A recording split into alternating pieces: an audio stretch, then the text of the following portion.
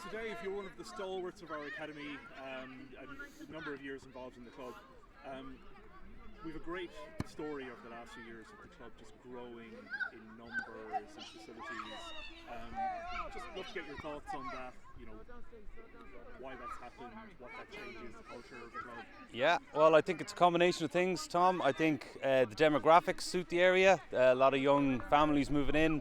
I think you always need 5, 6, 7 lunatics to get involved in a club who will dedicate more time than they have to a club, and we definitely have a core of a huge number of people in that bracket.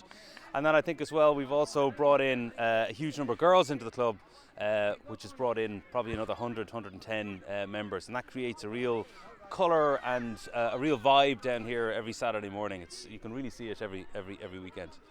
Absolutely. And I think that is one of the success stories, right?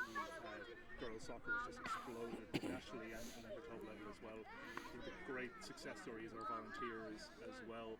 I mean, you've been one of those people. You've come to the club new. What has that experience been like for you? Yeah, I think like many coaches, I brought my young lad down first, and he was hiding behind my leg. Didn't want to get involved, and I made the mistake of wearing a pair of shorts, which I think may be low-hanging fruit in terms of potential coach material. And I suppose I just got involved moving a few cones, and then all of a sudden you're gradually sucked into the excitement that your kids are involved in. And I always say to parents of young kids, I mean, it's actually a fantastic way to spend time with your kids, especially at those younger ages where they're getting new experiences, they're growing, they're meeting new friends, and you can see the glow on their faces, and you're there for that, and you're part of that, and it's really just an amazing drug to be part of, each weekend, to have that with those kids. We've talked to a lot of people today around the ClubMark, with the funding coming to the Astro. I mean, do you have any personal hopes for what the club will do in the next 3 to 5 years? Yeah, well, I was involved in setting up the girls, so I suppose I really am looking forward to seeing the first competitive girls team line out. I don't really care what the result is, but it'll be great to see them go out and compete, and to have seen them grow and get better and better.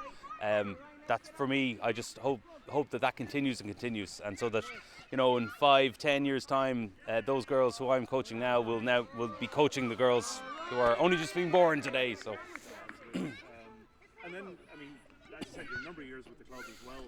Any standout memories or experiences that you'll kind of always take with you?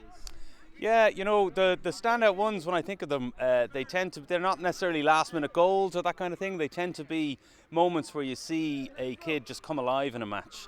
I have one girl on my team, and I was reffing a game, and she was absolutely incredible. She scored 3 goals, and she came up to me and said, "Dave, I scored 3 goals." And I said, "I know you did."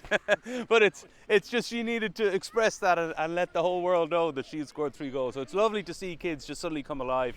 And especially when you see kids who in training, you wonder, do they have that love of football? Do they have that real desire? And then in a match, suddenly it switches on, and they're the best moments when you see kids just driving that little bit, biting for the ball, a 60-40 chance, and they're getting it from the 40 side. So those are definitely the standout moments, And of course the odd victory along the way. But yeah.